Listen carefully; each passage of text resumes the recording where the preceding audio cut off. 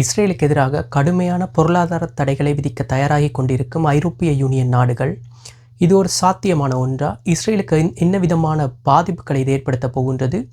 இதனில் அமெரிக்காவின் தலையீடு ஏதும் இதில் இருக்குமா என்பதை இந்த பகுதியிலே விரிவாக பார்ப்போம்.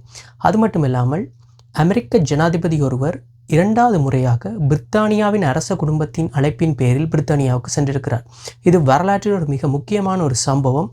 இதுவரை காலமும் எந்த ஒரு அமெரிக்க ஜனாதிபதிக்கும் இந்த கௌரவம் கிடைத்ததில்லை என்றுதான் தகவல்கள் தெரிவிக்கின்றன. அதையும் இந்த பகுதியிலே விரைவாக பார்ப்போம். வணக்கம், நான் உங்கள் சஜன்ராஜ்.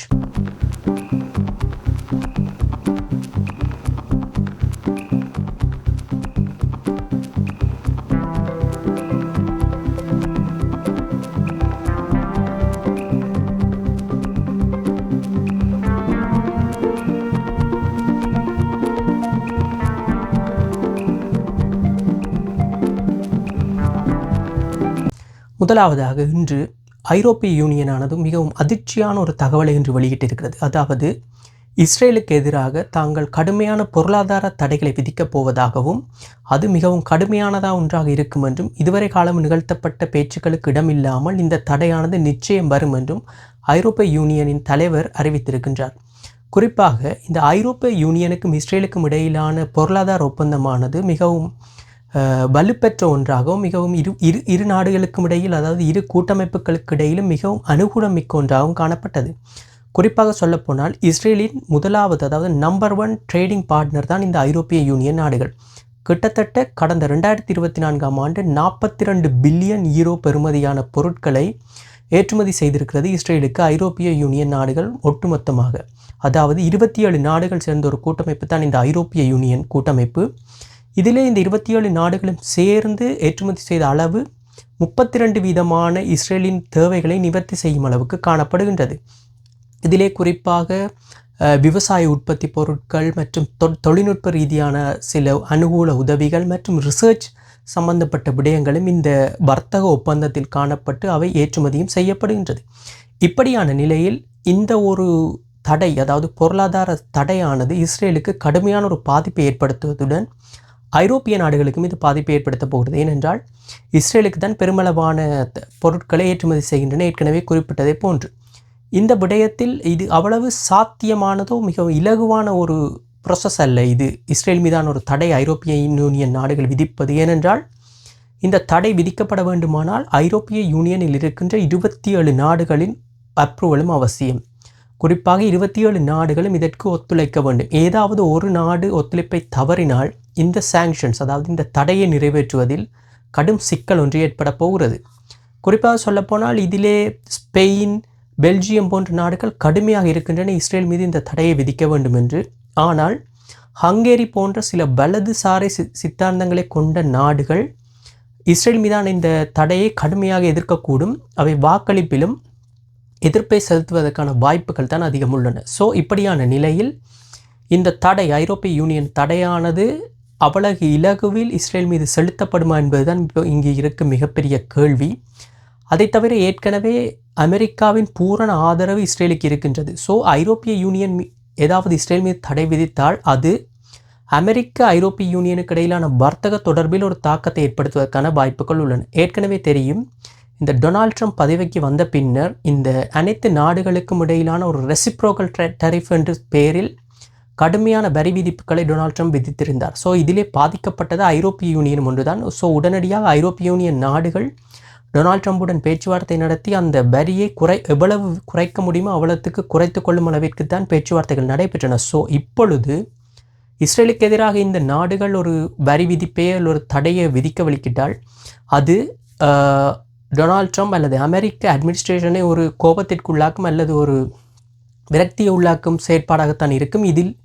இதன் ரெஸ்பான்ஸ் எப்படி இருக்கும் என்பதுதான் இப்பொழுது மிகப்பெரிய கேள்வி. ஏனென்றால் இதை காரணம் காட்டி ஏதும் டொனால்ட் ட்ரம்ப் அல்லது அமெரிக்க அரசாங்கமானது ஐரோப்பிய யூனியன் மீது ஏதும் வரிகளை விதிப்பதற்கான வாய்ப்புகளும் உள்ளன. ஸோ இப்படியான நிலையில் இது ஒரு எச்சரிக்கையாக கூட இருக்கலாம். ஏனென்றால் கடந்த 2 நாட்களுக்கு முன்னர் தான் ஐக்கிய நாடுகள் சபையின் மனித உரிமைகள் ஆணைக்குழு இஸ்ரேல் மீதான கடும் தாக்குதல் ஒன்றை விதித்திருந்தது. அதாவது இஸ்ரேல் காசாவில் நிகழ்த்துவது ஒரு மனித இனப்படுகொலை என்ற ரீதியில் ஒரு 72 பக்கங்களை கொண்ட அறிக்கையை வெளியிட்டு இஸ்ரேல் மீதான காட்டமான குற்றச்சாட்டுக்களை வெளியிட்டிருந்தது. ஸோ இதன் பின்னர் தான் இந்த ஐரோப்பிய யூனியன் நாடுகள் இப்படியான ஒரு முடிவை எடுத்திருக்கின்றன. இருந்த போதிலும் இந்த பிரச்சனையில் குறிப்பாக சில மிகப்பெரிய நாடுகள், ஏற்கனவே பிரான்ஸ் ஆனது பொருளாதார ரீதியில் கடுமையான பாதிப்புகளை சந்தித்து கொண்டிருக்கின்றது. அது தவிர ஏற்கனவே ஜெர்மன் தன்னிச்சையாக சில தடைகளை இஸ்ரேல் மீது கொண்டு வந்த போதிலும் ஜெர்மன் தான் மிகப்பெரிய ஆயுதங்களை இஸ்ரேலுக்கு ஏற்றுமதி செய்கிறது என்பது வெளிப்படையான உண்மை. ஸோ அந்த விடயத்தில் எப்படியான ஒரு விட்டுக் கொடுப்பை இப்பொழுது ஜெர்மன் இந்த விடயத்தில் செய்ய போகிறது என்பதுதான் அடுத்த மிகப்பெரிய கேள்வி. பிரித்தானியா ஏற்கனவே தெரியும், பிரித்தானியா இஸ்ரேலுடனும் அமெரிக்காவுடனும் ஒரு சம தூரத்தில் வைத்து ஒரு போக்கை கடைபிடிக்கும் நிலையில் தான் காணப்படுகிறது. குறிப்பாக காசா, அதாவது பலஸ்தீனத்தை ஒரு ஸ்டேட்டாக அங்கீகரிப்பதாக பிரித்தானிய பிரதமர் ஏற்கனவே அறிவித்திருந்தார். அது இன்னும் ஒரு வாரத்தில் நடைபெறுவதற்கான சாத்தியங்கள் இருக்கின்றன.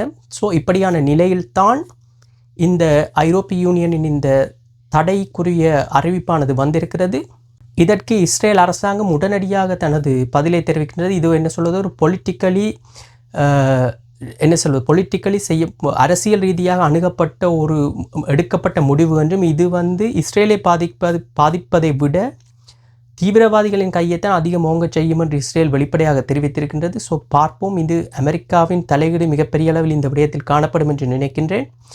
இன்னும் ஒரு சில நாட்களில் இதற்குரிய ஒரு தெளிவான விளக்கம் அல்லது தெளிவான பார்வை ஒன்று அனைவருக்கும் கிடைக்கக்கூடிய வாய்ப்பு இருக்கிறது. என்ன நடக்கிறது என்பதை பொறுத்திருந்து பார்ப்போம். அமெரிக்க அதிபர் டொனால்ட் ட்ரம்ப் 3 நாள் விஜயமாக இன்று பிரித்தானியாவுக்கு சென்றிருக்கிறார். அதாவது பிரித்தானியாவின் அரசர் சார்ல்ஸின் அழைப்பின் பேரிலேயே இந்த விஜயம் நடைபெற்றிருக்கிறது. குறிப்பாக ஒரு அமெரிக்க அதிபர் 2வது முறையாக பிரித்தானியாவின் அரச குடும்பத்தினால் அழைக்கப்பட்டிருப்பது இதுதான் முதல் முறை போல் இருக்கிறது. ஏனென்றால் இது ஒரு அரிய சம்பவம் ஒன்று கூட. ஏற்கனவே 2019ஆம் ஆண்டு அப்போதைய ராணியாக இருந்த எலிசபெத் அவர்களின் அழைப்பின் பேரில் டொனால்ட் ட்ரம்ப் பிரித்தானியாவுக்கு விஜயம் மேற்கொண்டிருந்தார். இப்பொழுது 2வது முறையாக அரசர் சார்ல்ஸ், அதாவது எலிசபெத்தின் மறைவிற்கு பின்னர் அரசர் சார்ல்ஸின் அழைப்பின் பேரில் பிரித்தானியாவுக்கு சென்றிருக்கின்றார். இந்த நேரத்தில் தான் நான் ஏற்கனவே குறிப்பிட்டதை போன்று ஐரோப்பிய யூனியன் நாடுகளின் பொருளாதார தடை இஸ்ரேல் மீது விதிக்கப்படுவதற்கான ஒரு தகவல் வெளியிடப்பட்டிருக்கிறது. இந்த நேரத்தில் டொனால்ட் ட்ரம்ப் ஐரோப்பாவில் இருப்பது இஸ்ரேலுக்கு ஒரு நல்ல செய்தி என்று தான் கூற வேண்டும். டொனால்ட் ட்ரம்ப் இதன் பேச்சுவார்த்தைகள் நடத்தி இதை வித்ரோ அல்லது வெளியே எடுத்துக்கொள்ளும் அளவிற்கு ஏதாவது செயற்பாடுகளை செய்யக்கூடிய வாய்ப்புகள் இருக்கின்றன. இது தவிர டொனால்ட் ட்ரம்பின் பிரித்தானிய விஜயத்திற்கு கடுமையான எதிர்ப்புகளை அங்கிருக்கும் மக்கள் தெரிவித்திருக்கிறார்கள். ஏற்கனவே டொனால்ட் ட்ரம்பின் கருத்துக்கள் மற்றும் அவருடைய பாலிசிஸை கடுமையாக எதிர்க்கிறார்கள் பிரித்தானியா மற்றும் ஐரோப்பிய மக்கள். குறிப்பாக அவருடைய இமிகிரேஷன் பாலிசிஸ் மற்றும் காசாவில் அவருடைய உயிர்ப்பலி தொடர்பான அவருடைய கருத்துக்களும் அவருடைய போர் நிறுத்தம் தொடர்பான பாலிசிஸையும் பிரித்தானியா மற்றும் ஐரோப்பிய மக்கள் கடுமையாக எதிர்க்கிறார்கள். இது தொடர்பான ஆர்ப்பாட்டங்களும் அவர் இருக்கும் இடங்களை நோக்கி ஆங்காங்கே நடைபெற்றிருப்பதாக அங்கிருந்து வரும் தகவல்கள் தெரிவிக்கின்றன. இந்த நேரத்தில் டொனால்ட் ட்ரம்ப் இன்னும் 2 நாட்கள் பிரித்தானியாவில் இருந்து குறிப்பாக பிரித்தானிய பிரதமர் கீர் ஸ்டாமரை சந்திப்பதற்கான வாய்ப்புகள் இருக்கின்றன. ஸோ அவர் முக்கியமாக இந்த சந்திப்பானது பொருளாதார ரீதியாகத்தான் இருக்கும் என்று கருதப்படுகிறது.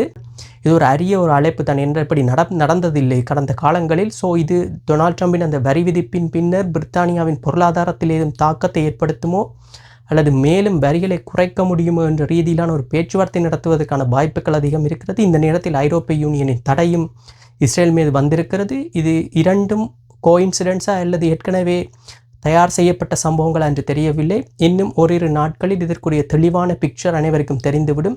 அந்த நேரத்தில் என்ன நடக்கிறது என்பதை பொறுத்திருந்து பார்ப்போம். மீண்டும் இன்னொரு காணொளியில் உங்களை சந்திக்கிறேன். நன்றி.